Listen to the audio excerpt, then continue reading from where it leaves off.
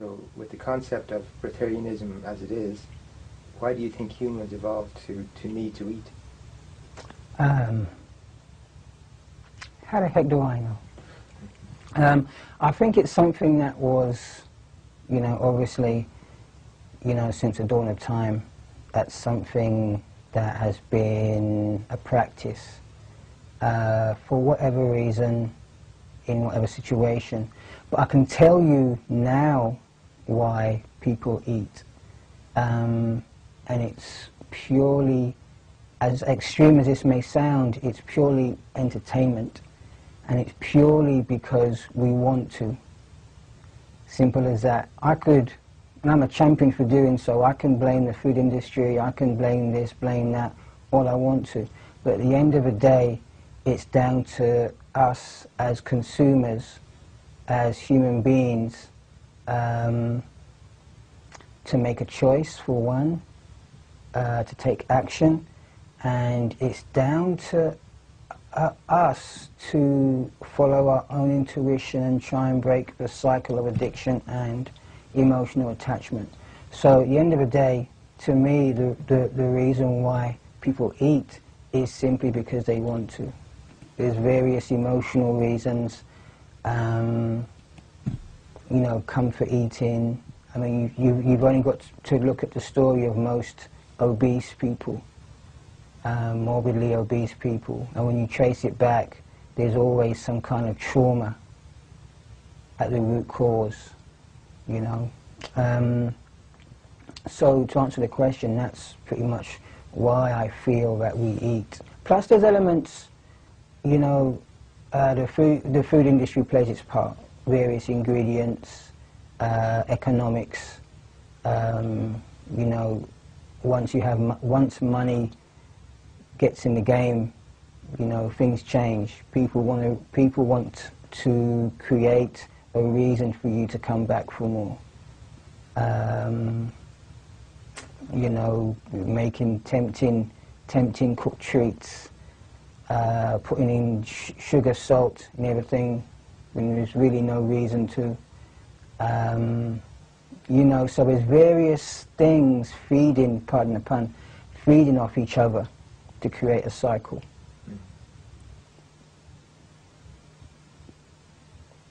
So when you talk about choice, do you think that we really do have a choice as to when we eat or what we eat?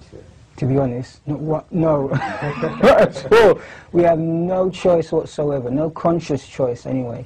When I say it's up to us to make a choice, it's pretty much you have to decide whether to be a warrior or not. Whether you want to go through the trials and torments of breaking the cycle, of almost being like a crack addict, trying to break the addiction for no reason. I always say it's hard for an addict to break the cycle while they're in the cycle. There has to be something to warrant the effort involved. Because nobody wants to go through all the withdrawal symptoms, especially if they've been through it once already. So, and any addict, alcoholic, drug addict will vouch for that. It's not a nice process to go through. So, I feel that you've only got to look in the kitchens, in the fridges, in the cabinets, spice racks. The kitchen is like a laboratory. You mix all these ingredients together to create a taste. It's done worldwide, and a lot of products, a lot of the food that people eat, it's evolved into a fine art. It really has. And the art is to get you to buy more, to cater to your pleasure senses. And it's turned into a form of greed, as it were, if you really, look into it. So no, we really don't have a choice, because the sources of where we get the food from, which most of the time is the food industry, they're making it pretty hard to have a choice, to have a conscious choice with what they make. You know, with the marketing. You know, they market to children. They market to you know, with the blue ketchup, blue sodas, green sodas, all kinds of different ketchups and sodas. And you only to look at chips, crisps. It's one crisp, but there's hundreds of different flavors for the same crisp or chip if you're in America. Soy is the same thing. One product, soy or tofu, one product, but you have soy ice cream, soy cheese, soy chicken, soy bacon, soy beef, everything under the sun that they can flavor it as, you have it. The cooking process is still the same, but you have different flavors. So is it healthier? I don't know, but because, you know, the cooking process is the cooking process. It's destructive no matter how you want to dress it up. But no, I really do not believe that we have a choice. And one of the main reasons why I say that is obese people. I always go back to obese people. You know, there's so much, we're fighting a losing battle with sickness and disease and obesity. Now, if there was a choice, people would have been able to make that choice far earlier. Because do you really think that people would consciously allow themselves to get to morbidly obese, to where they're weighing 300-400 pounds? You know? So how does that happen? How do they get to that point? Because, well, there's numerous scientific studies that will say, confirm that eating a lot of these foods is like taking drugs. So there is that addiction, that emotional attachment. There is that manipulating the brain into thinking it's okay, into thinking that, no, you've not had enough, just keep going. You know, so that's why I say there is no choice. There is no choice. It's like an addiction. It's very much like, in my opinion, like an addiction, like an emotional attachment. Because it's from birth. Even before, when we was in our mother's womb, our mother ate cooked food. So we got cooked food. We got the same food she ate. So in a sense, we're like crack babies. You know, where it's just, it's that deep. It is that deep. So yeah, to me, we have absolutely no choice. But what about the nutrition aspect? People say we need to eat because of nutrition. If it was nutrition, then again, these obese people would be the healthiest people on the planet. They'd be eating themselves healthy. They'd be able to leap tall buildings. In fact, they'd be, to coin a phrase, over healthy. They'd be superhuman. But they're not. They're fighting sickness and disease. They're fighting mental illness, a lot of them. And the root cause is some kind of trauma, and they're developing destructive effects of the food they're eating in the amounts that they're eating it in. Maybe not, you know, huge amounts in one sitting, but the quantity over a period of time of what they're eating.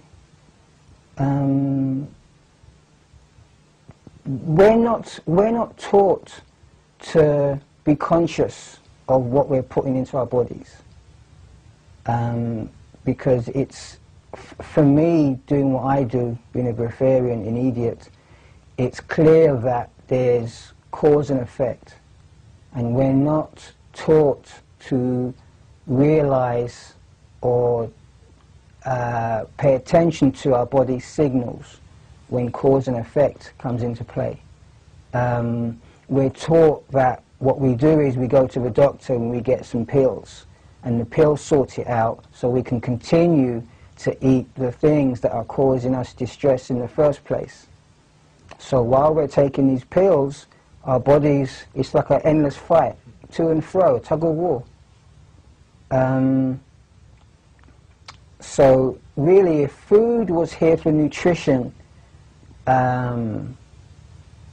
obese people, just one example, would be superhuman. Absolutely superhuman, tip-top, the healthiest people on the face of the earth. When instead it's the reverse. So would you say that food isn't all it's cracked up to be? Heck no, it's not.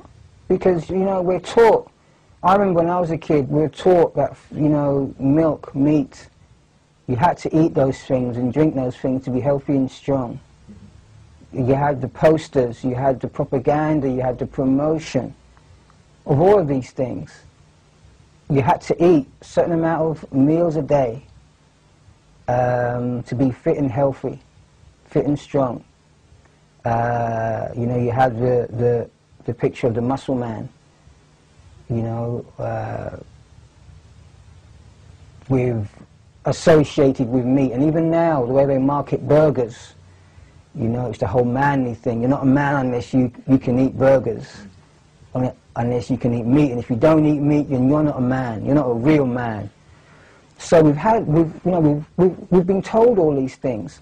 And like I say, we're fighting a losing battle. After all these years of existence, of eating these foods, look at the state of the human society, hospitals, big pharmacy doing big business of our sickness and disease. You know, they're relying on us being sick for their business. Can you imagine that? And it's like when you take your car to a garage, and you hear these stories about when you take your car to a garage, they might fix what's wrong with it, but they'll make sure that they leave something else wrong with it, so you come back to the garage again. That's kind of like what our society and the use of food.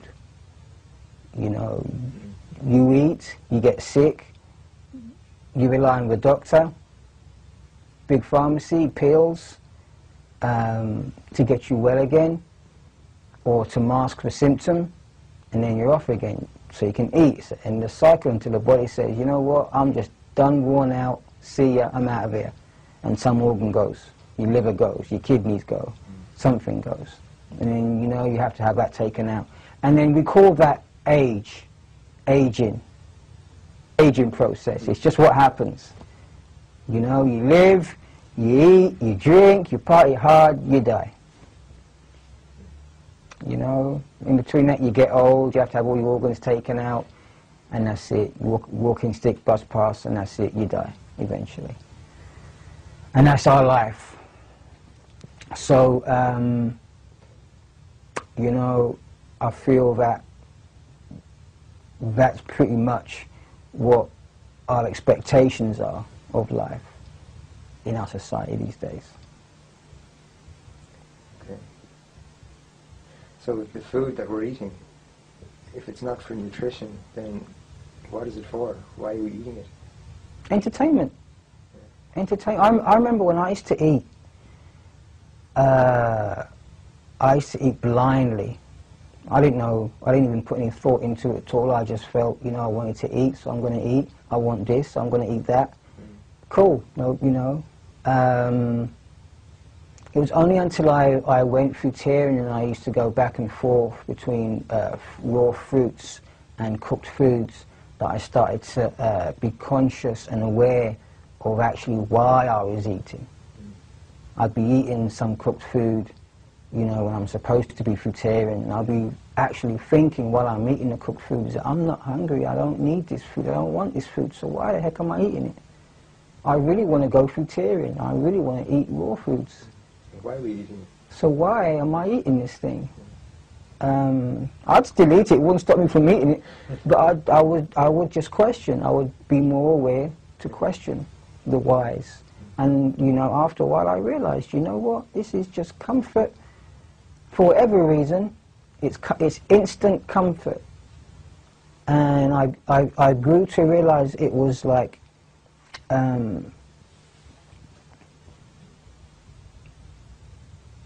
I was sacrificing instant comfort for long-term health.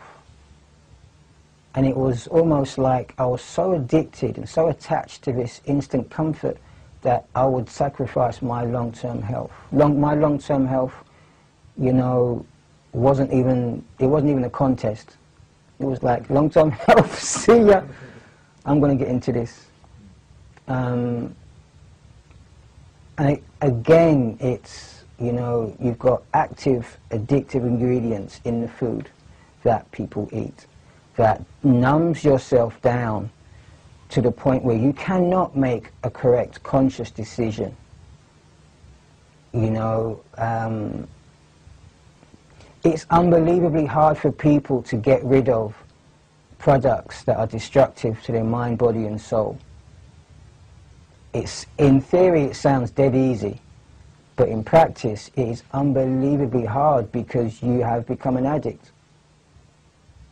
And that's pretty much the bottom line, really, when that's concerned, when it comes to why we eat what we eat.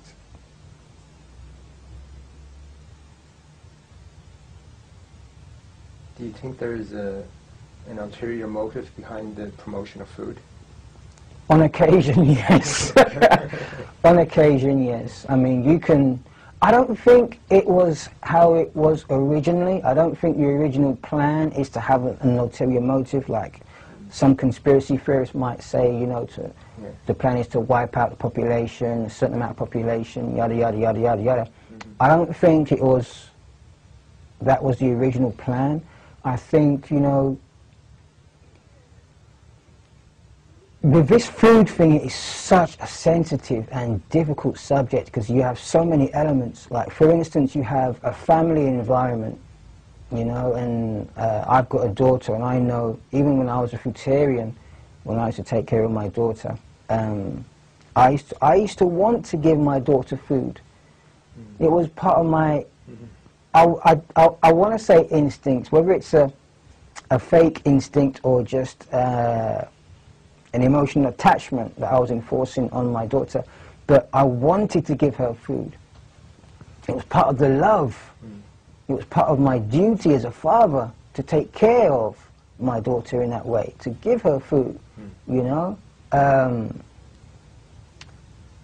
And in another sense, you have the person in the store, in the shop, trying to make a living, trying to sell you food.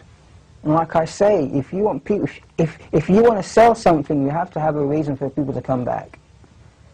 I once heard a really interesting story years ago of a Chinese restaurant, and I think it was in China, and they had a really successful soup. Really successful soup. They had people literally queuing around the block, outside the store and around the block for this soup. And it was like, well, why is this soup so popular? This is incredible. It's incredible soup.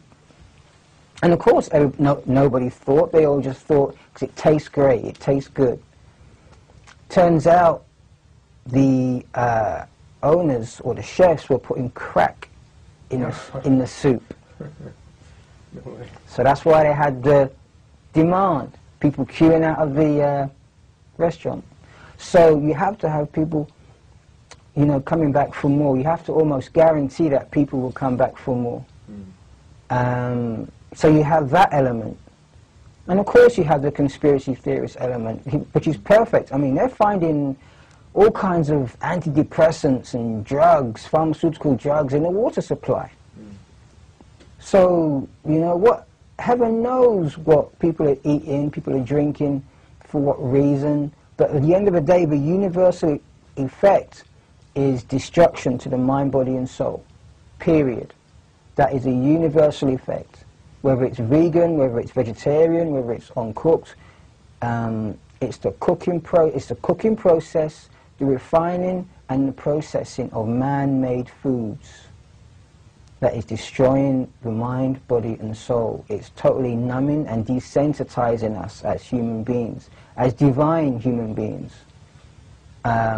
My belief is, one of my beliefs, and it's getting a bit conspiracy theorist here, but is that maybe that food has evolved, or the purpose of food has evolved into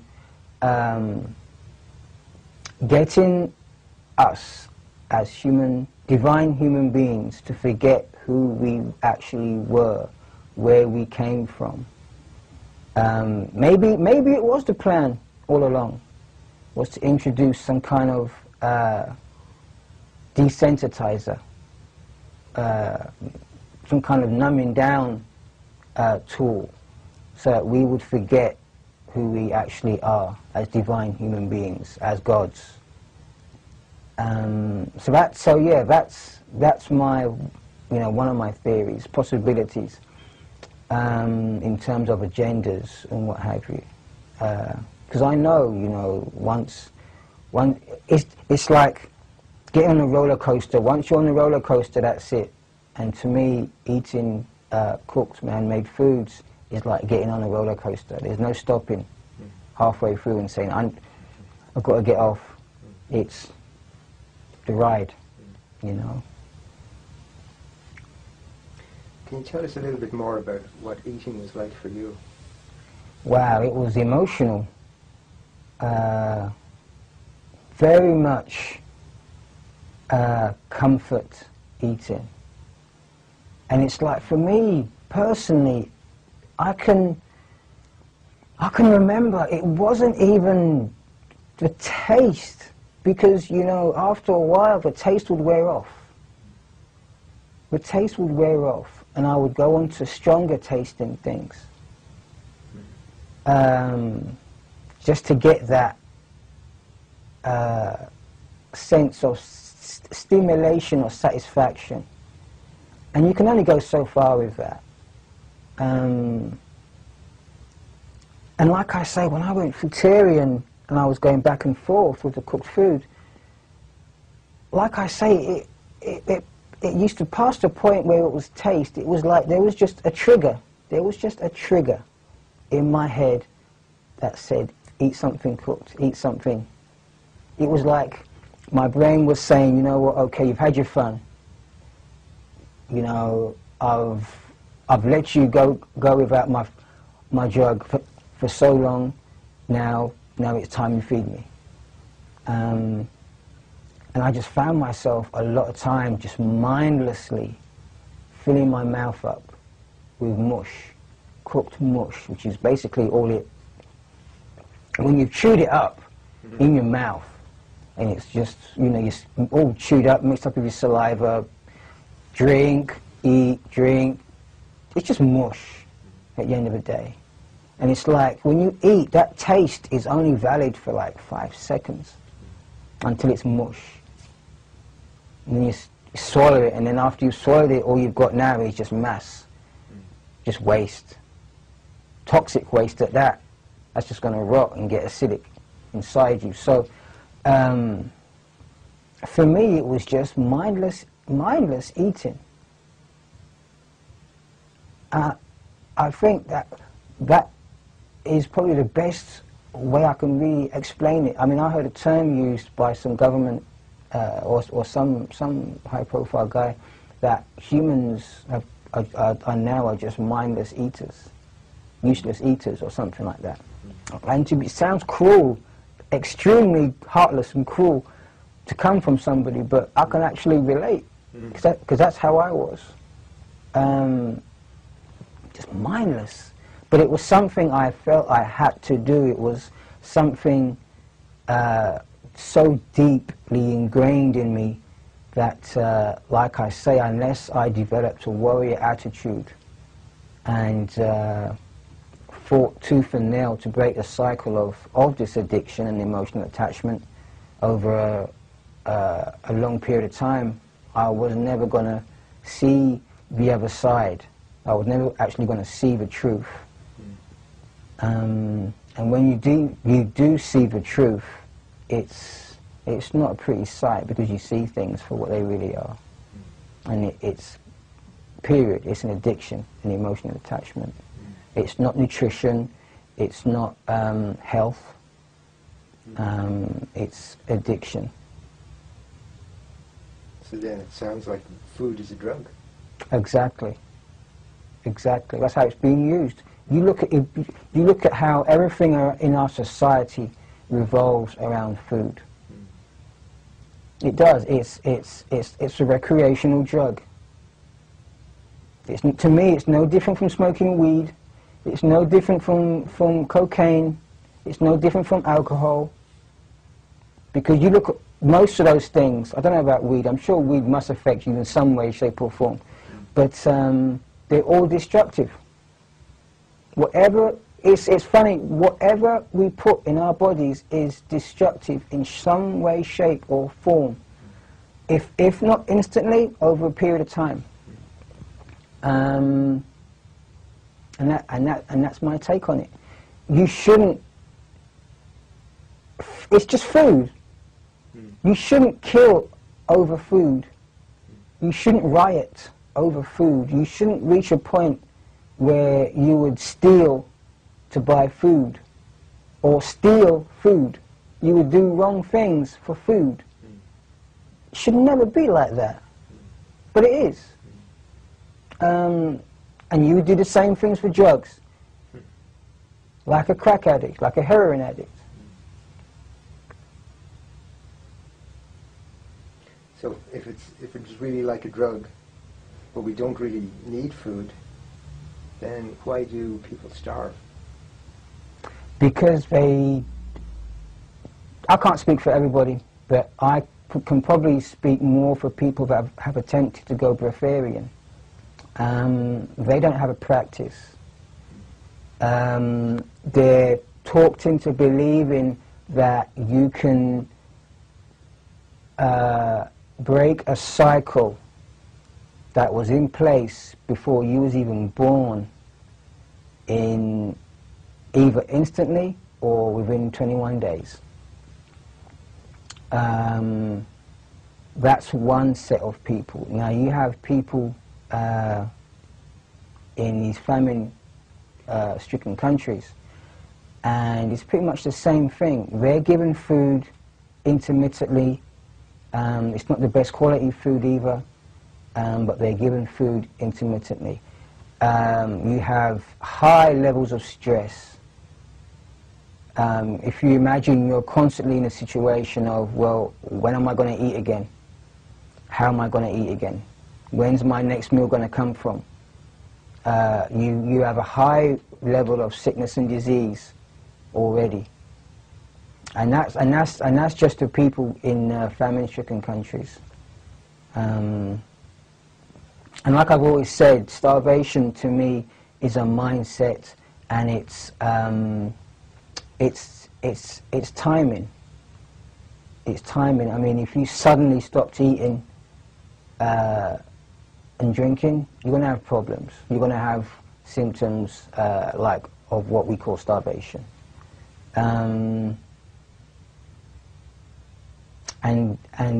to me, that's pretty much the cause of the whole starvation thing. And it's like the people that have eating disorders and anorexia, stuff like that. It's a mindset. It's a mental illness. Whether it's something that they had before or afterwards, it's, you know, it's neither here nor there. But it's pretty much the bottom line. So starvation is like a mental illness, is it? It's a mindset, yeah. It's.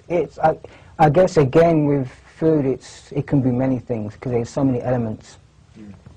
You can try to connect the dots as much as you like, but there are so many elements to try and connect those dots with. You know, because people, they do different things for different reasons. They have. It's a very emotional thing when it comes to food. It's a very mental thing. Like I say, I used to eat mindlessly. Mindlessly. Even now I'm amazed, and I see it every day, just mindless eating. People see food, got to eat it. You know, you see food and you taste it even before you get it on your plate. That's how deep it is. You envision the pleasure. It's a mind thing. You envision the pleasure even before it's on your plate. You just got to look at it. And sometimes you don't even have to look at it. It doesn't even have to be there. You can just think of it. Oh, yeah. And your mouth starts wetting up, you know. So it's a very mental thing. So there's, you know, it's a tough question to answer because there's so many reasons. There's so many reasons why people would do certain things, whether it's family trauma or just stress, everyday life. I can totally understand people taking drugs. I can totally understand because, you know, this life and the way society's structured will just drive you crazy without it, without some form of release, without something. You know, it's hard for me some days to, you know, be able to face life in this society with no form of... I have my music, you know, I have, geez. You see, I mean, you take food out of the equation and what do you have to medicate yourself with?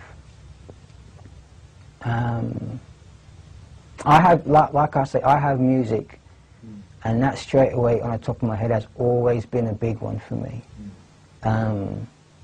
I have my training, fitness. I try to do that as much as I can. You know, and it's just looking at beautiful things. I try to look at as much beautiful things. I try to experience as many beautiful things as possible. And even then, it's really...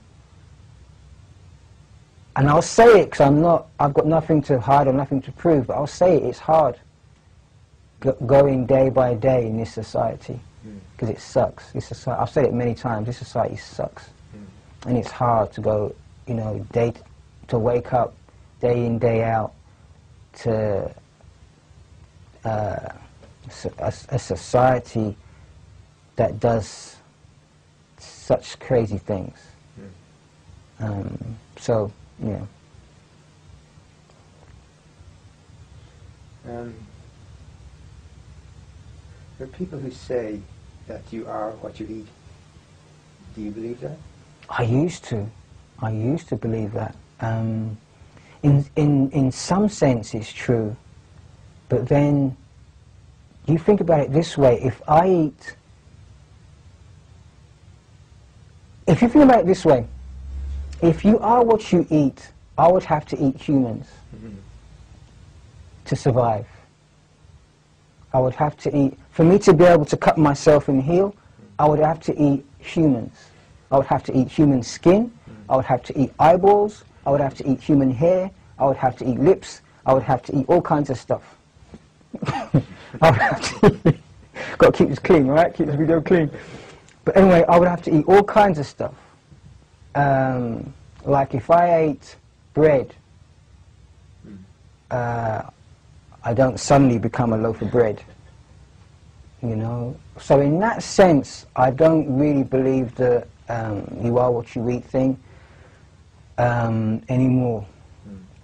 So I guess this goes back to the whole nutrition question, you know, because the body, when you eat a pizza, the body doesn't know anything about nutrition when you eat a pizza.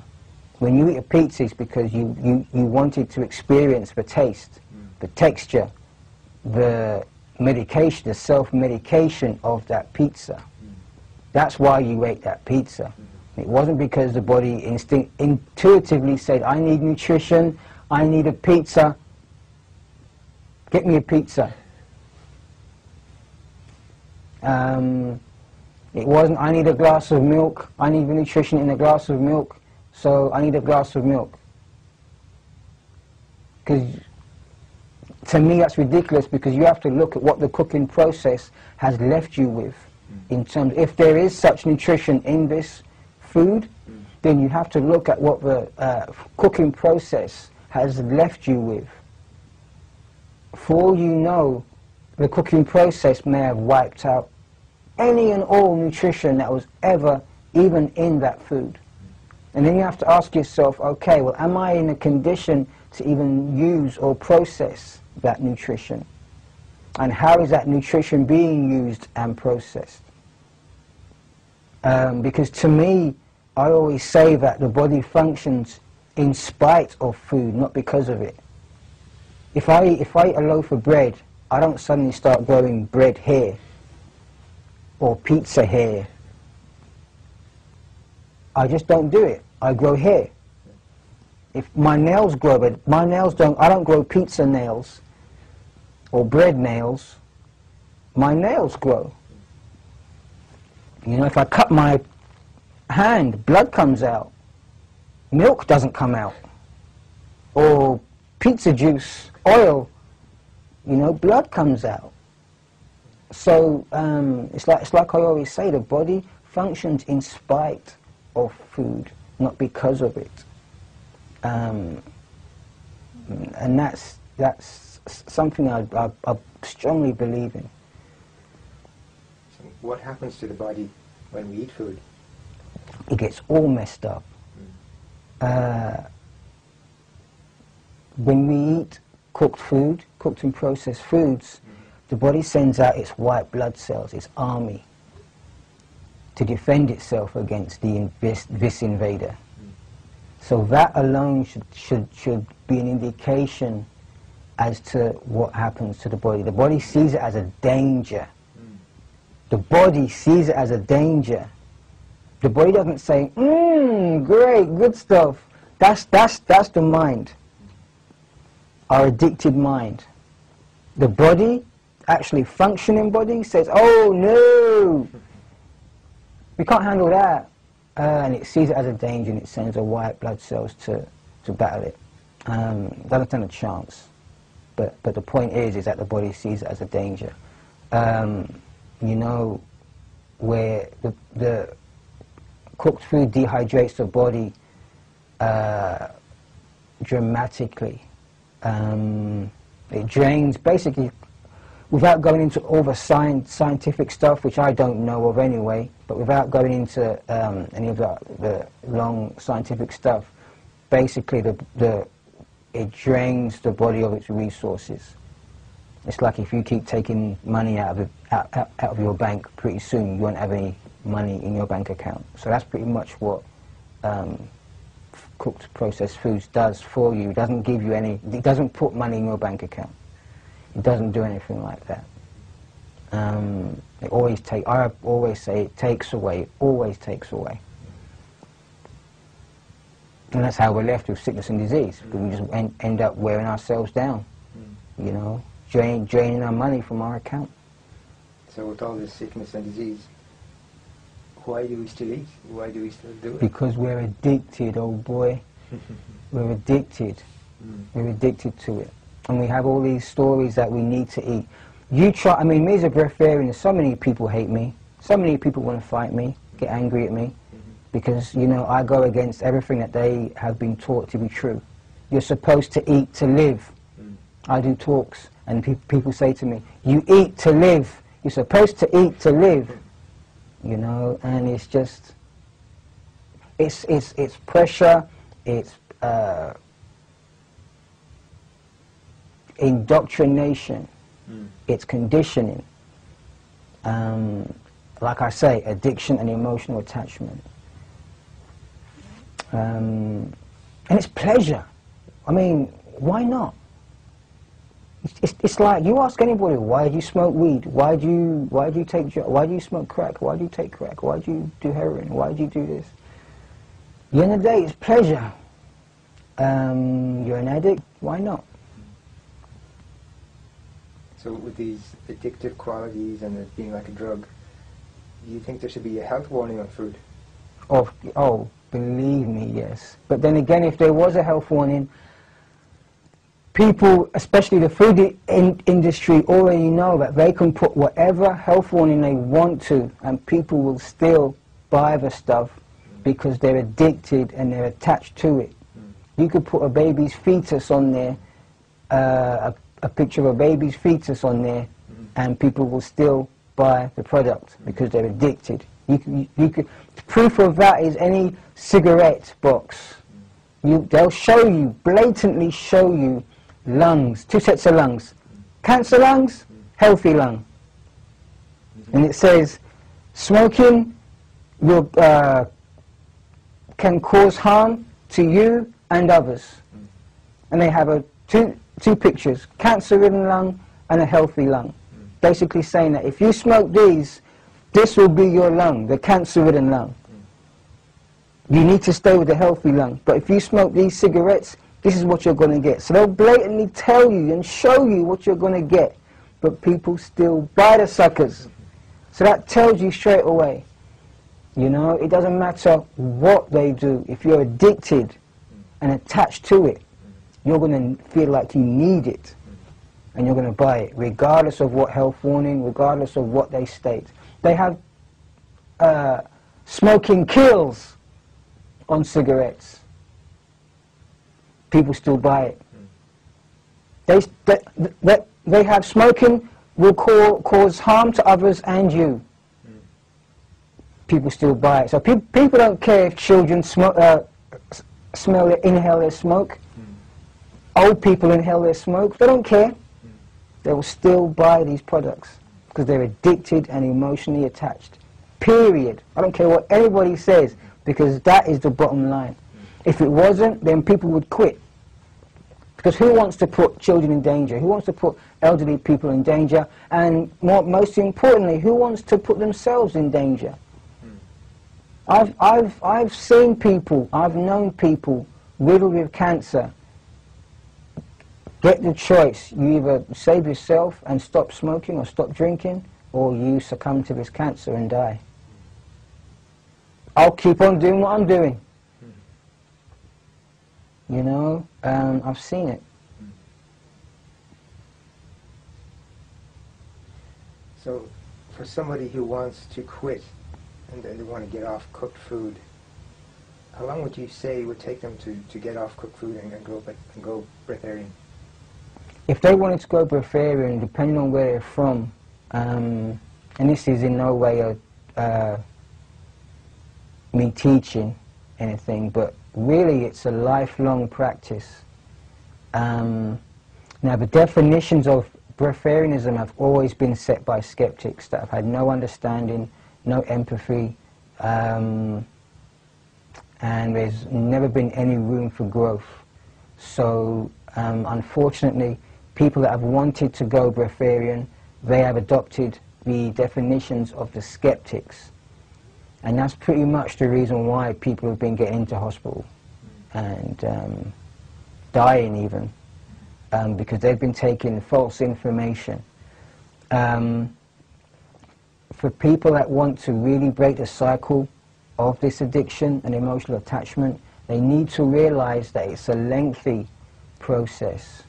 I recommend 15 years to fully, if you're really serious about doing it, fully transition and not just do it for a couple of weeks and then decide to go back to, you know, cooked foods. If you're really serious about successfully, permanently doing it, then 15 years, you should be willing to invest 15 years to transitioning. Say like 5 years vegan, 5 years fruitarian, 5 years liquidarian.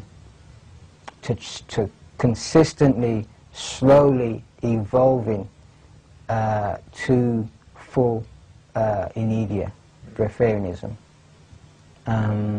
Again, with medical supervision. That's basically my take on that and my recommendation, because there's too many people, they want instant. You know, they hear all these stories about, well, I did it in one day, I just decided not to eat, I just woke up one day, it didn't make sense, I decided not to eat, and that was it. Like I always say, there was always something. It was never you just woke up and you decided to change. There was always some process, whether it's mental or physical, going on prior to you making that choice. So yeah, that's pretty much my recommendation on that and how I see the, you know, the length. I mean, how long's a piece of string? But that's my recommendation for people to realize that it's a lifelong commitment to staying clean. It's like any alcoholic, it's like any drug abuser. It's a commitment to staying clean, a lifelong commitment.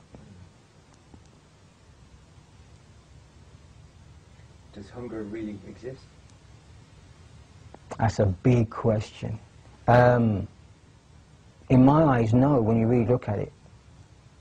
It's like if you take the addiction of a crack addict, the need, the addiction, and if you change the addiction from crack to food, it's the same thing, in my eyes.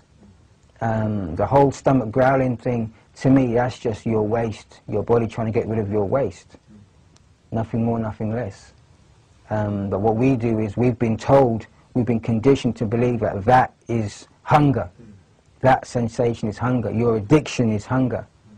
And it's hunger for nutrition. But like I say, your body doesn't know anything about nutrition. It doesn't know anything about vitamin A, vitamin B, yada, yada, yada. Because in my opinion, the body is already attempting to recycle, to already attempting to use what you're taking from the environment. So basically, yeah, you know, if that sense of hunger that we feel are two different things. It's addiction and it's your body trying to get rid of the waste. But what do? We feel a hunger thing, we put more. We put more down there, you know? So it's, and that's the cycle I'm talking about. The cycle. It's basically a cycle of understanding. And like I say, unless you break that cycle with a warrior attitude, then you're never going to really see the truth. And you'll just keep feeding that cycle. So to me, no, there's no real such thing as hunger at all. I think the closest thing to hunger, to me, is the healing process that you're going to go through during transition, where you need to hydrate yourself. So to me, the closest thing to hunger is often, well, in my experience as a fruitarian and liquidarian, is thirst. Because, you know, there is a time where you need to heal. It's not just straight away. You're a breatharian, or you're a fruitarian, or you're this, you're that. There's a process where you have to heal. And once you've healed, then you can be successful at whatever lifestyle you're attempting. Until you heal, you're going to have to go through that healing process. So yeah, that's pretty much my take on the whole hunger thing. Who do you feel has set the definitions for breatharianism?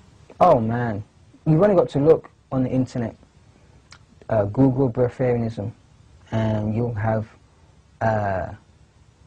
definitions come up, and they're all by skeptics. And like I say,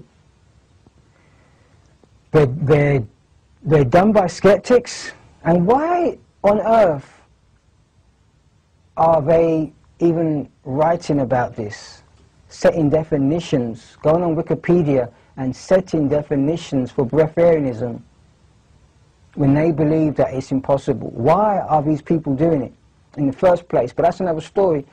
So they're setting the definitions, and unfortunately, because of the lack of information, people that are genuinely wanting to be breatharians are unknowingly adopting those definitions and trying to transition via those definitions. And it's crazy because they're getting themselves in trouble.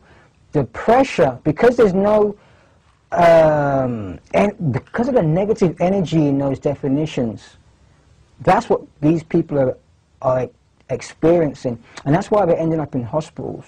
That's why they're ending up dead, because they're trying to live up to unrealistic definitions. It's such a sad thing, and I'm disgusted because not one high-profile breatharian, I mean, you'll even see these definitions set by the high-profile breatharians. So I wonder what they're up to. There has been no high-profile breatharian that has set real definitions. None, not one of them. And to me that is disgusting, because there's people getting themselves in trouble, getting hospitalized, dying left, right and centre. That's a big thing to say, left, right and centre, but people are getting hospitalised left, right and centre because of this. And it needs to stop. It really does need to stop. There needs to be some kind of guidelines set. You know, things like Wikipedia, I wouldn't expect to see anybody in their right mind even bothering with that, trying to reset that. Because, you know, I've seen it happen myself. A skeptic will just come in, within 5 minutes, they'll have their definitions back up. Because you can rewrite those things in no time at all. But on breatharian sites, high-profile breatharian sites, I don't see any definition of what breatharianism truly is. And that totally disgusts me.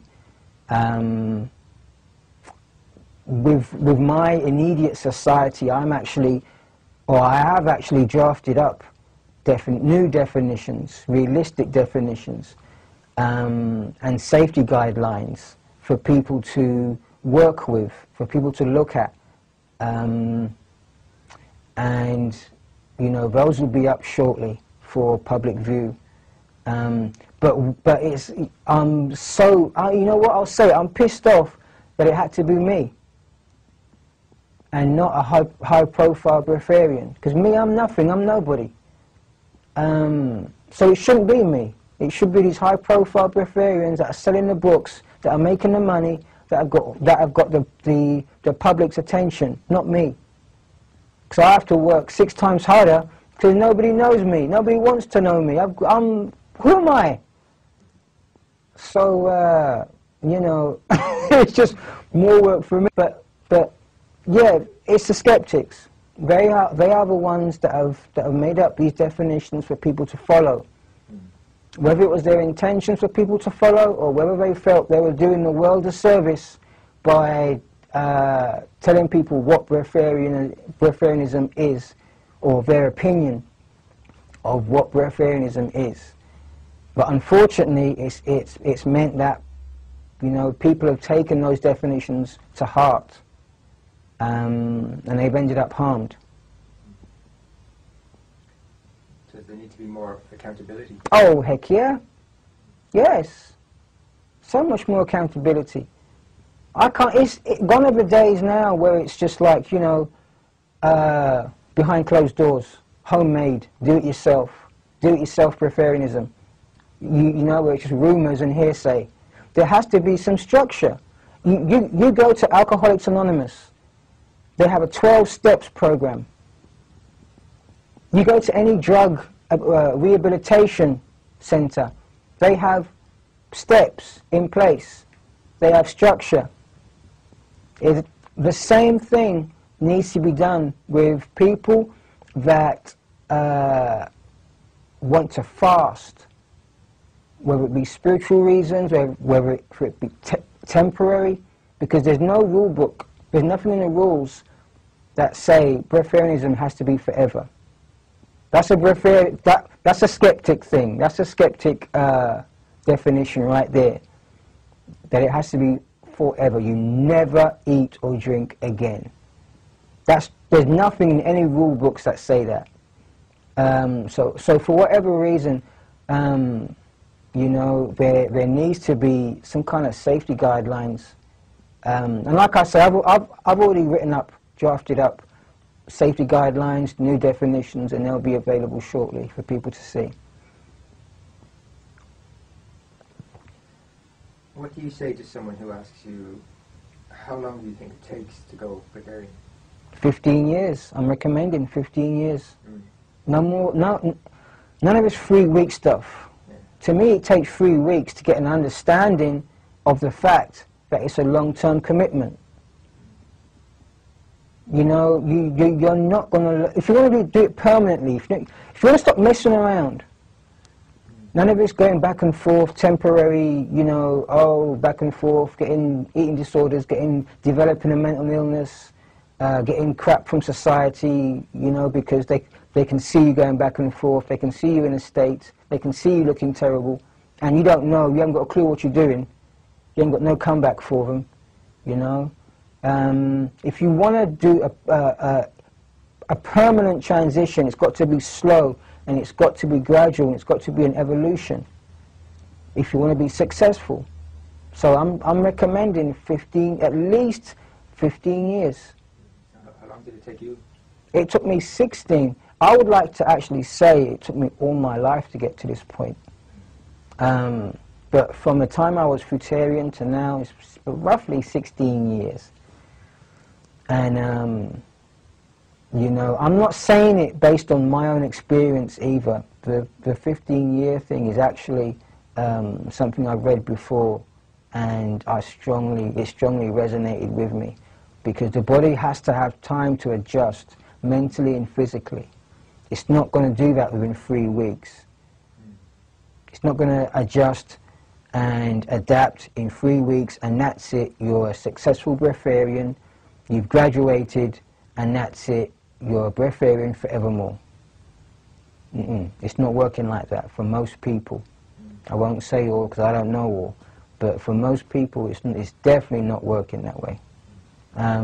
Because it may work that way for you once you're in the company of your guru, you know, once you're all emotionally involved and invested in the guru and what the guru's saying.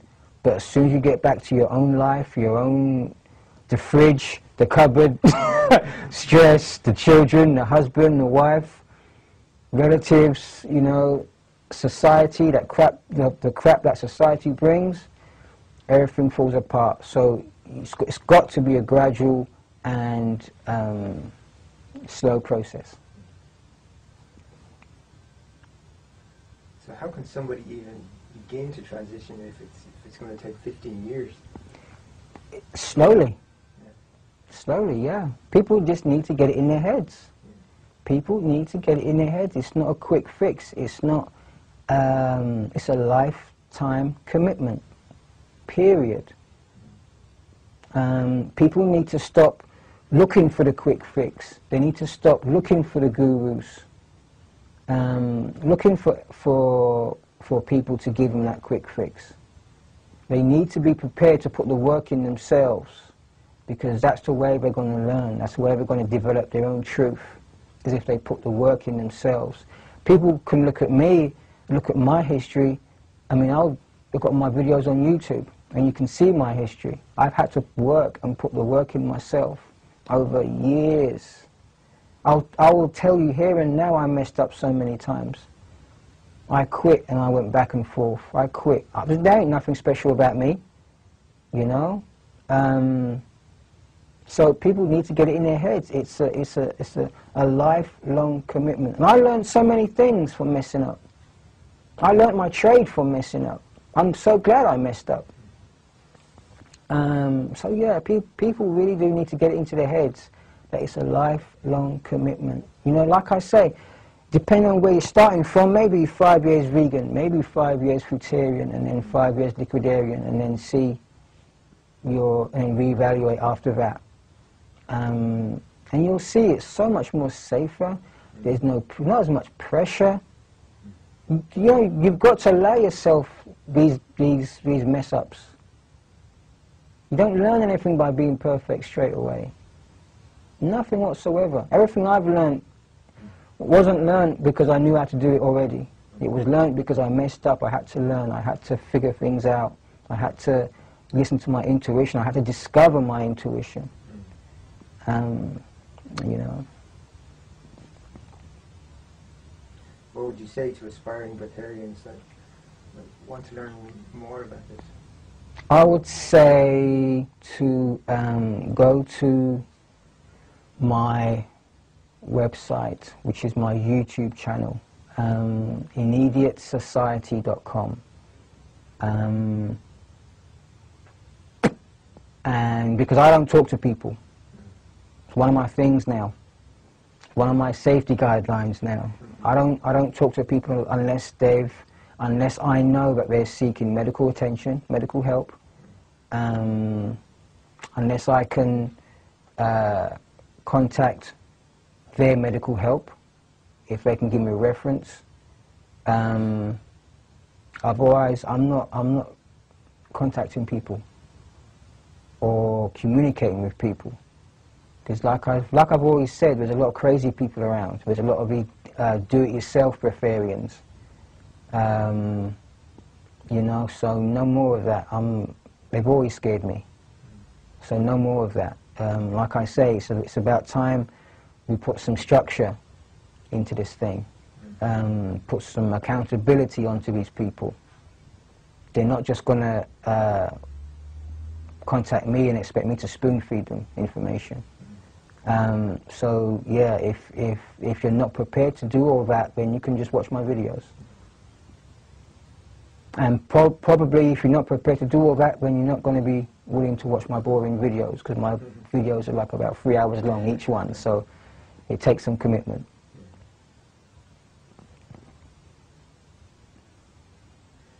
There are people who say that we have organs for a reason. And most people would say that. So what do you say to those people? Our organs weren't designed or made for digesting, in my opinion, digesting man-made foods. I believe what we have may have adapted to serve a purpose in terms of making it easier to get rid of the waste that is constantly in us. Who do you feel has set the definitions for breatharianism?